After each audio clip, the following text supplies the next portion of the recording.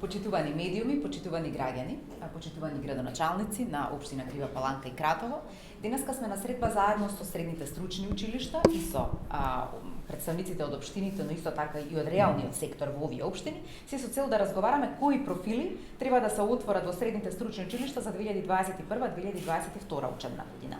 Целта на овие активности е да ги усогласиме профилите кои што се потребни на локално ниво, такви да бидат отворени во средните стручни училишта, за да може реалниот сектор да понатаму се обслужува со потребниот и неопходен кадар кој што им е важен и за развој, но исто така и за одржување на економијата на локално и регионално ниво. Сметам дека овие средби течат со одличен успех, имаме одлични резултати од соработката помеѓу училиштата и компаниите и по остварување на овие средби, се со цел за наредната учебна година да понудиме програми кои што се соодветни за компаниите, но и компаниите да ги отворат своите врати за учениците од училиштата и некаде ќе отвориме дуални паралелки, а некаде феријалната пракса ќе се одвива непречено и интензивно, се со цел да кадрот кој што ќе заврши понатаму средно стручно образование да биде полесно вработлив и да може да биде полесно апсорбиран во компаниите кои што постојат. И благодарам. Добар ден од мене. Благодарност за присуството на министерката Мила Царовска, за мојот колега господин Љупчо Бојаджиев. За благодарност за сето она што денес ќе се случува како настана во Крива Паланка.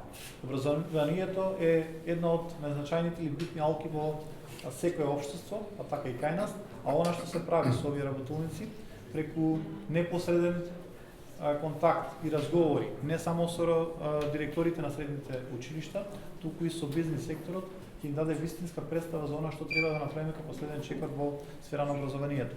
Дуалното образование е една од можностите, но покрај тоа ние денеска ќе разговараме што она реално ни недостасува како казар на локално ниво, затоа што пазарот на трудот очекува од нас и како министерство и како локални самоуправи да генерираме не само квалитетен, туку и кадар кој што е неопходен и потребен за секојдневно извршување на овие обврски. Во таа насока ја поздравувам работилницата и се надевам дека ќе излеземе со конкретни предлози и чекори со кои што ќе бидат видливи уште од следната учебна 2021-2022. Благодарам.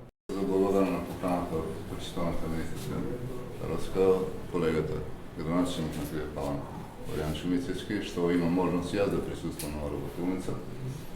Се надам дека денеска со нашето присуство ќе допринесеме во градење на еден концепт за нов начин на средното образование, образование кое што ќе даде нов квалитет во живењето, образование кое што ќе продуцира употребливи кадри, компатибилни со новиот тренд во нашето стопанство.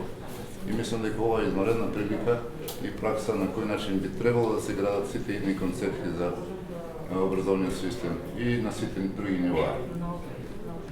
Со оглед на тоа што денеска се присутни стопанственици и представници од локалите, како и првиот човек на Министерството за образование и наука, мислам дека ќе дојдеме до некои интересни предлози кои што ќе бидат градени во концептот за новиот систем на образование.